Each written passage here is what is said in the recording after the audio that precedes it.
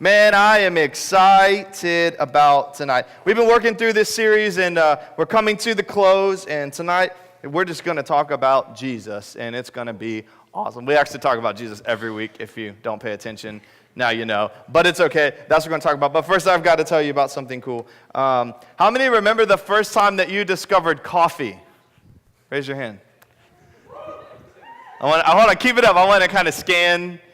Okay. This side doesn't experience coffee often, but this side does. All right, couple live off of it. Is that about right?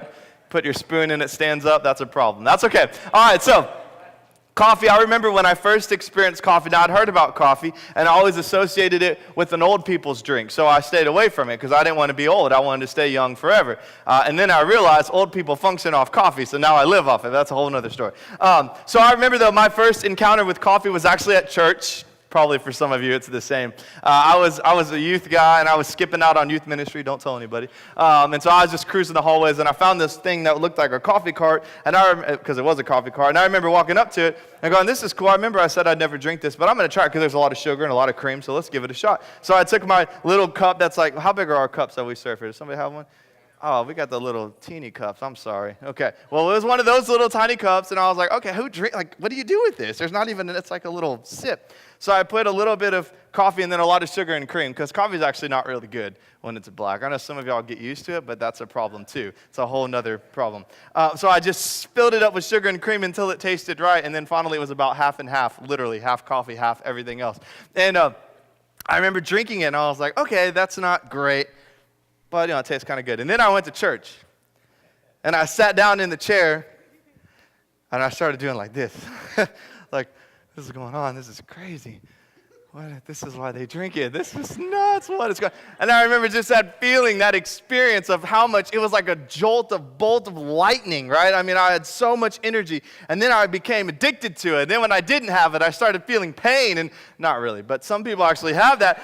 And I was like, this is crazy. Coffee changed my life. No, that's a joke. But here's what I want to tell you.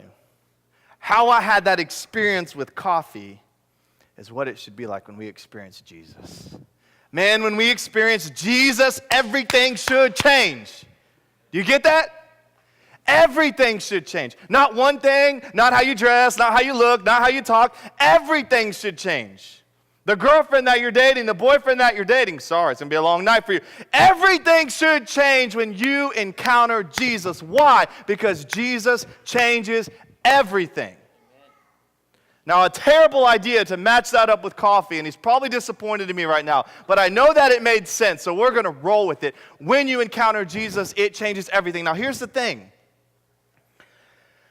Because Jesus is the underlying principle, foundation, everything of our faith. Without Christ, we don't have Christianity, we just have anity. That didn't work. You get what I'm saying? Christ is everything. He's the foundation. He's the underlying root. So because of that, people want to attack Christ. They want to take Christ out so that Christianity would fall. Now, Christianity can't fall because it's the only religion that's true, and we serve a living God. We'll talk about that in a minute.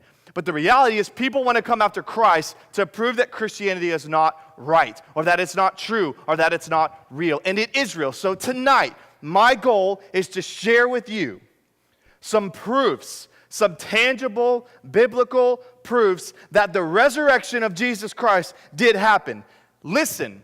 If all you talk about is Jesus on the cross, you are missing the whole part of our faith. It's not about Jesus on the cross. It's about Jesus on the cross, then raising again from the dead. That's what makes our faith different. That's what makes our faith stand out. And that's what makes our faith amazing, is that Jesus Christ not only died on the cross, he rose again.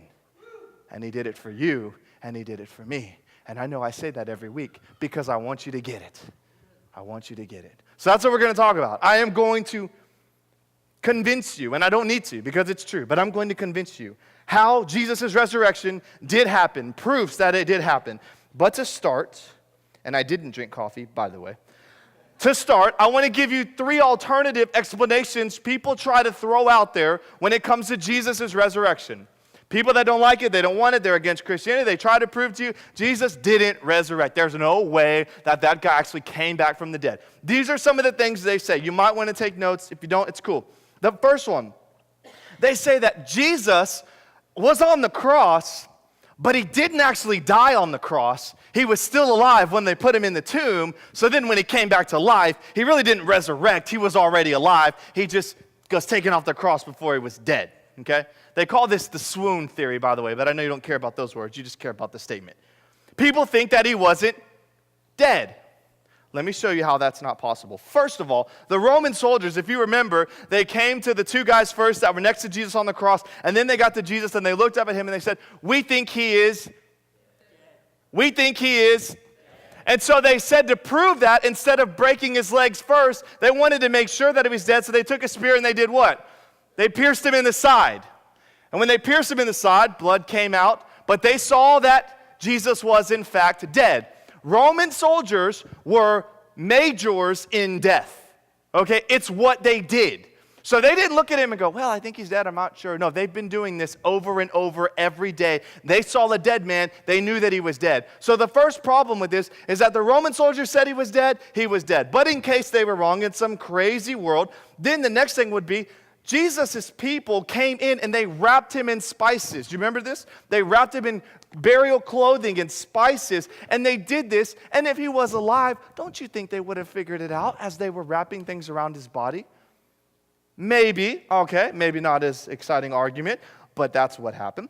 And then, if this all happened, he got through the Romans and somehow he was still alive. Then he got in the tomb and his people came and wrapped him and put spices all over him, 75 pounds, by the way, all over him. And then they rolled the stone in front of the tomb. If all of that did happen, then Jesus would have had to awaken fully wounded, broken with holes all over him. He would have had to awaken without any medical care, get up off of the whatever he was laying in, walk to the end of the tomb, roll the stone away himself with holes in his hand, I might add, roll the stone away, and then somehow walk past the guards, walk 7 miles, and then encounter the disciples. And to top it off, he would live the rest of those days lying to them that he actually came to life.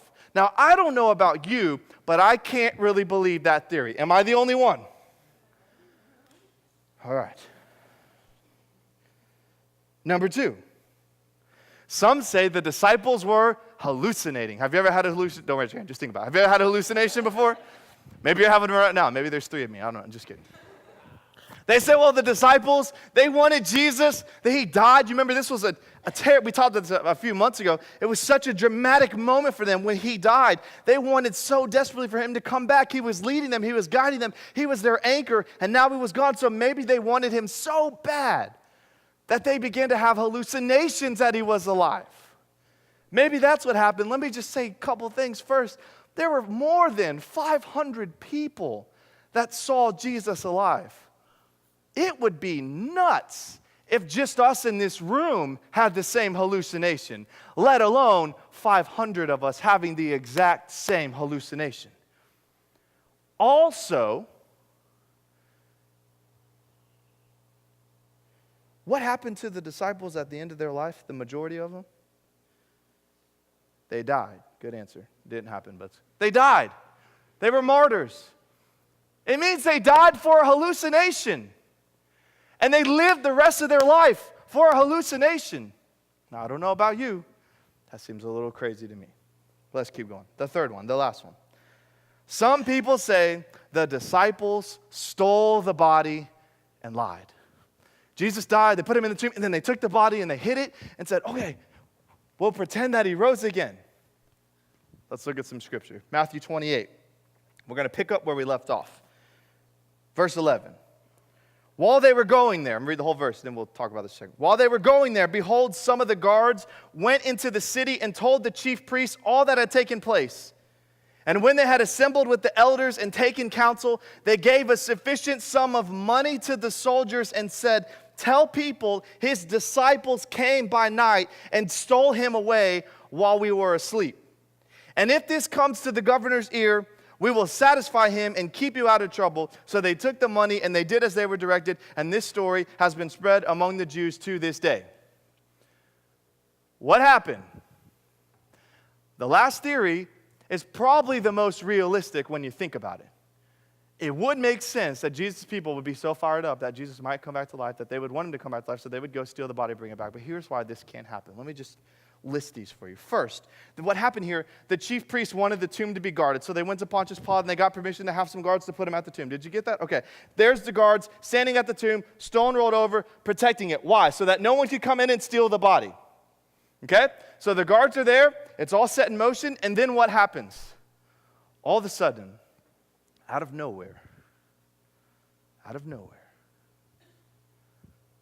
an earthquake hits. You ever been in an earthquake? An earthquake hits. And then the stone is rolled away. And then an angel appears. And they were so scared that they literally just fell over and passed out. Ever been there before? Me either. I hope it never happens. But if you saw an angel, make no mistake about it, every one of us are going, oh my... Gone. I can't process what I just saw. It's the divine nature. That's a whole other topic for another day.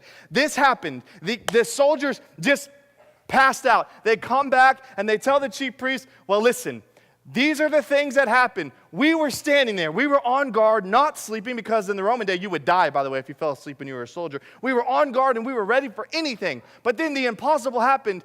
An earthquake happened. And then an angel came. And then the stone rolled away. And then he was sitting there and he looked at us and we just passed out. I don't know what happened after that. We just fell. And the chief priests hear this and they go, this isn't good. This isn't good. So they go, okay, let's think. And they got in the little Sanhedrin council and they had a discussion and they tried to come up with this. By the way, instead of trying to figure out, did this actually happen? Did Jesus actually come to life? Is he real? Is he alive? Is this the God that we need to be worshiping? Instead of doing that, by the way, which is what people still do today, side note, they said, let's get in a council and let's try to prove that God didn't do this. So they go back to the soldiers and they say, listen, we got a large sum of money for you. Here's what we want you to do. Just go back, tell the people that you fell asleep. I know you could be executed for that. We'll cover it with Pontius Pilate. Just take this money and you go spread this story so that nobody thinks that Jesus actually resurrected. Now let me tell you something. Would they pay them if they were telling the truth? Would they need to be paid? No, think about a courtroom. I thought about this earlier today. Do you ever pay someone to tell the truth? No, the truth is always free, right? That's the biggest bummer in the world. But you pay someone to lie.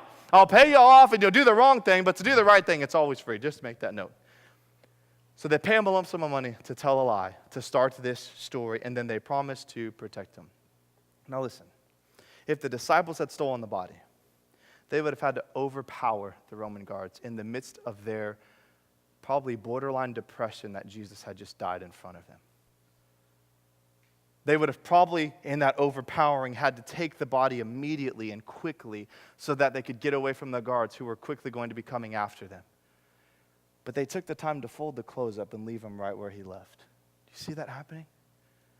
And then they would have had to take his body back. It doesn't make sense. And then in this story itself, when they go to tell someone, hey, I just want you to know, while we were sleeping, the disciples stole Jesus' body. If you're smart, you would go, really? I've never seen anything happen while I was sleeping.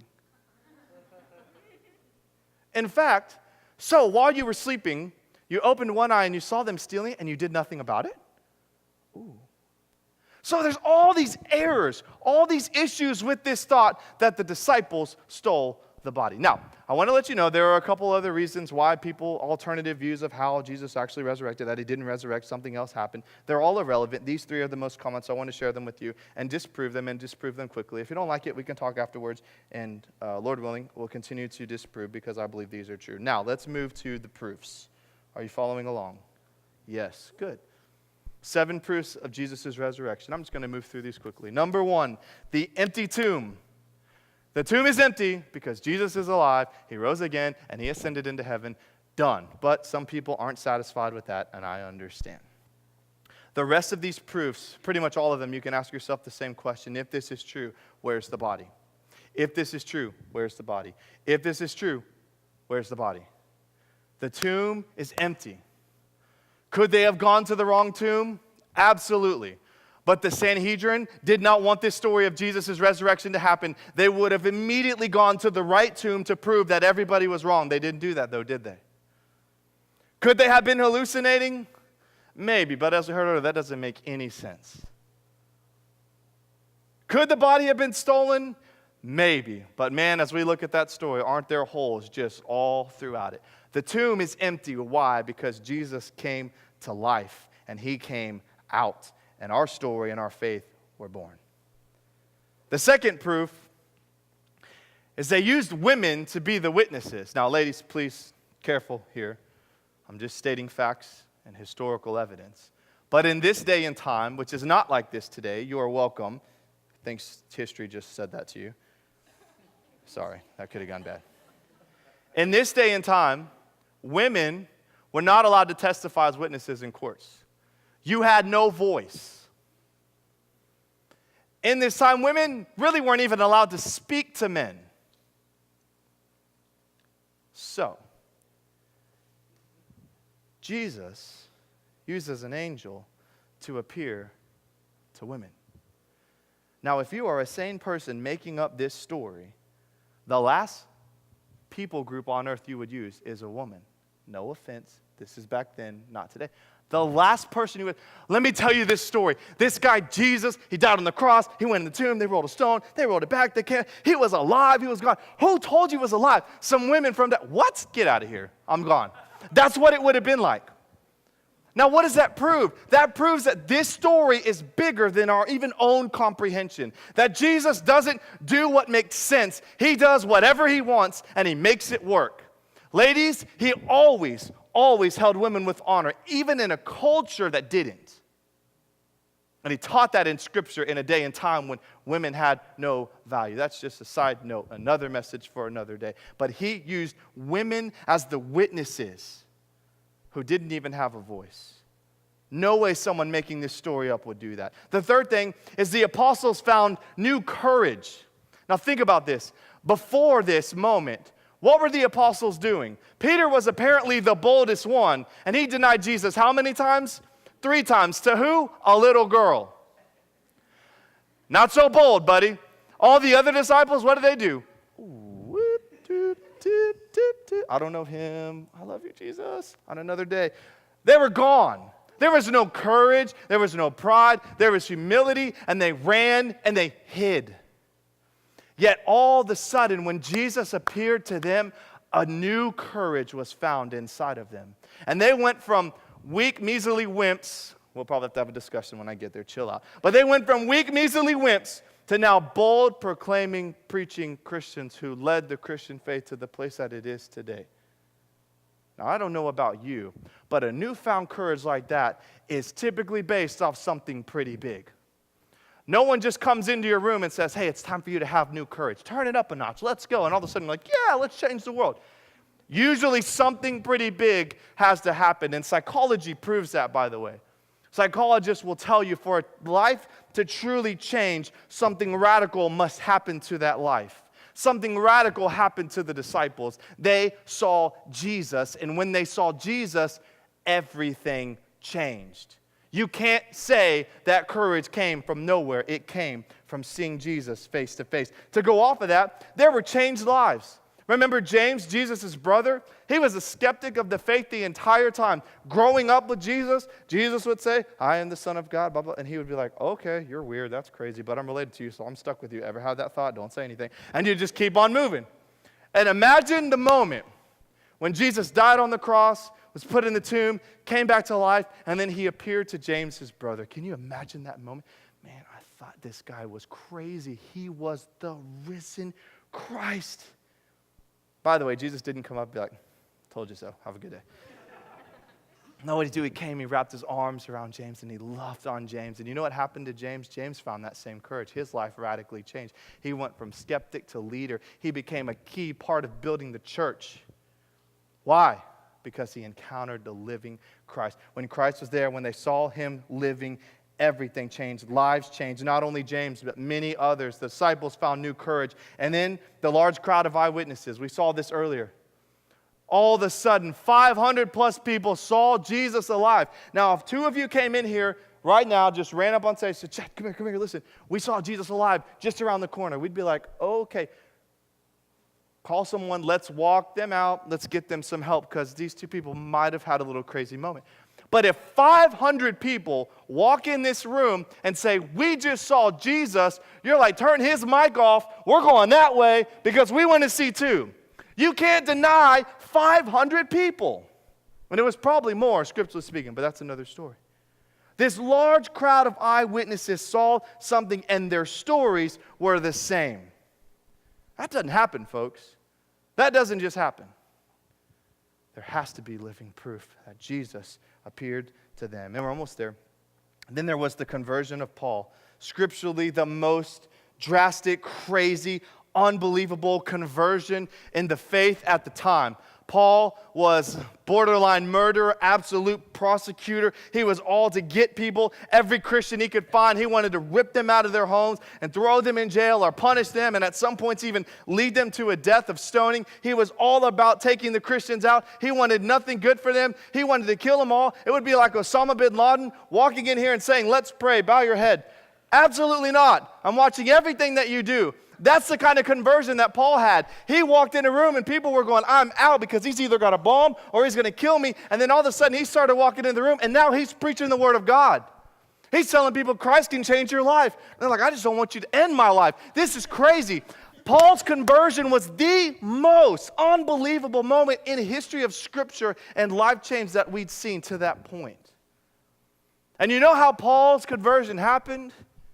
He saw Jesus on his way to go take out some more Christians. He had an encounter with Jesus when the scales fell off and his eyes were opened and he knew that something had to change. Nowadays, we've been blessed to see some testimonies that have been pretty wild, pretty crazy. But I don't know about you. But if Osama bin Laden were alive and he came in here and we led him to the Lord, and he went from being a terrorist to leading people to Christ, that would be pretty radical. That'd be pretty radical. And that would be bigger than any of us. That would be all God. Because Jesus was alive. And Paul encountered him, and his radical life changed. And last, just the last little tidbit. These last two are just kind of the throw on top. The conversion of Paul, but then the disciples, 10 of the 12, they died for Jesus. They died for him. They didn't just live for him. They didn't just preach about him. They died for him. They laid their life on the line as martyrs. Died for them. Peter, when he was hung on the cross, Jesus was hung right side up. And when Peter's time came, he told him, I'm not worthy to be hung like Jesus did. You do me upside down. And they hung him, they crucified him upside down. Friends, I don't know about you, but seeing the living Jesus changed a lot of people's lives back then. And by the way, it's still doing it today.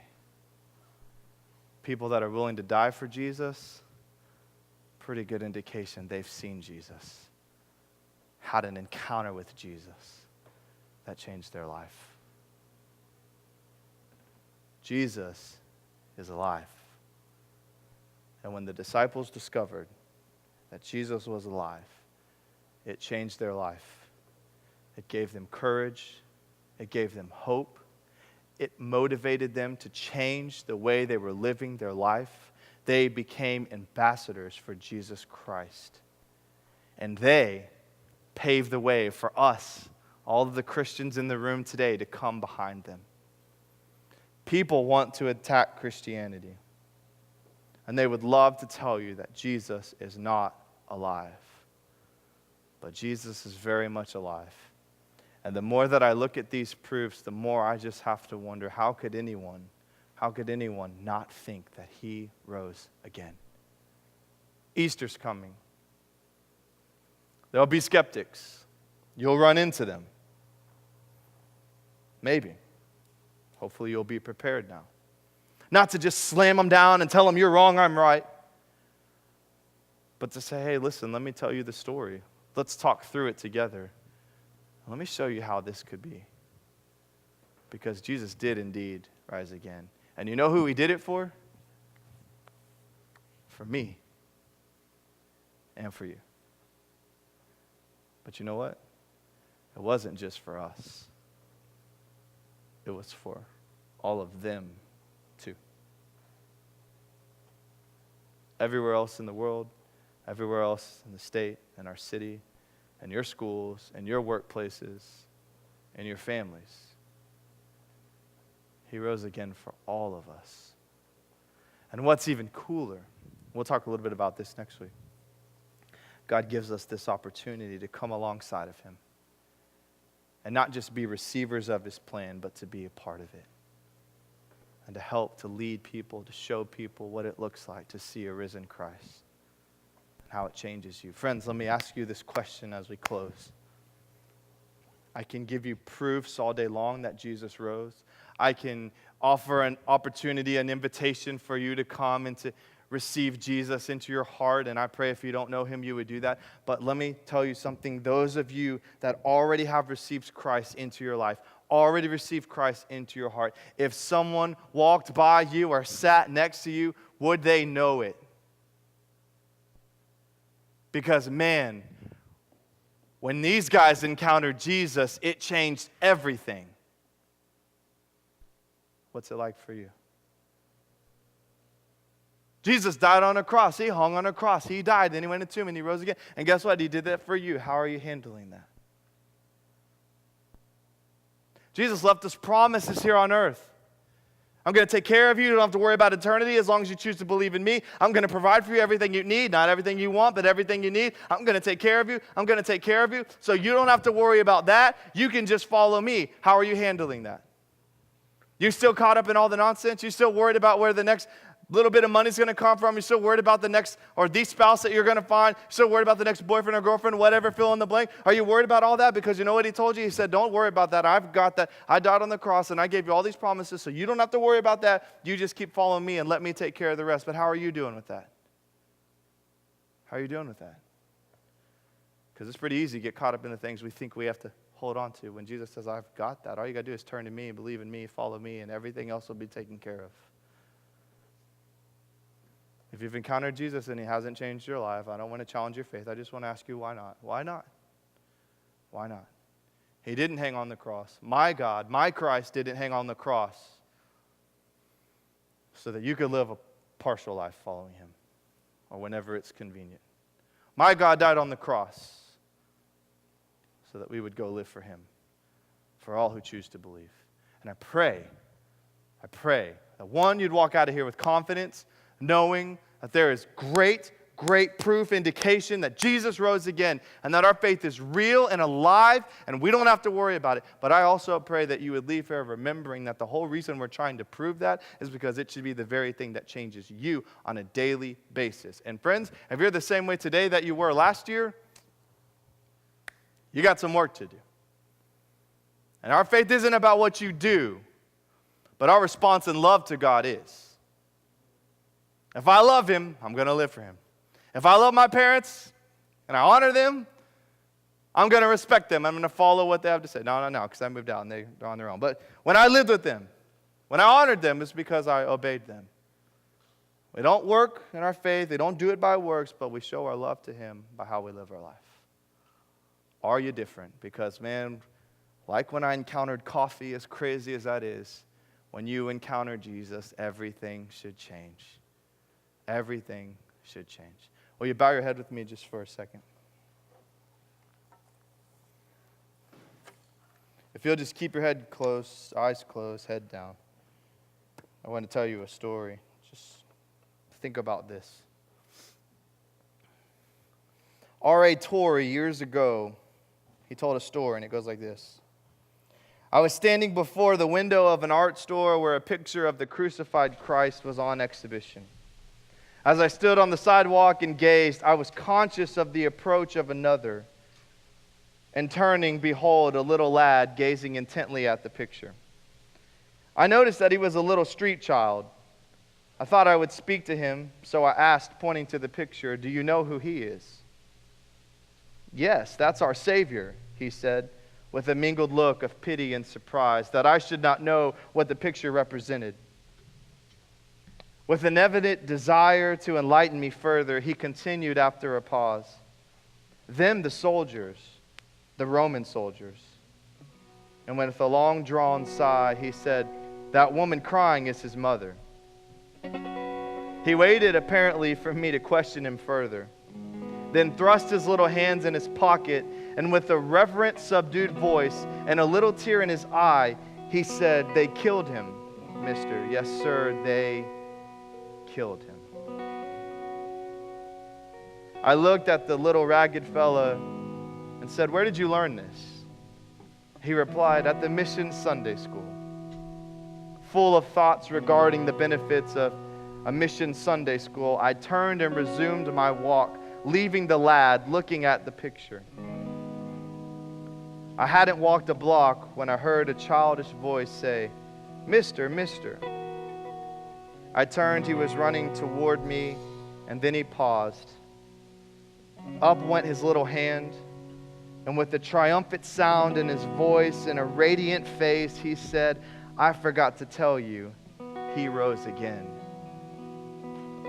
His message delivered, he smiled and waved his hand, turned and went his way, leaving me never the same.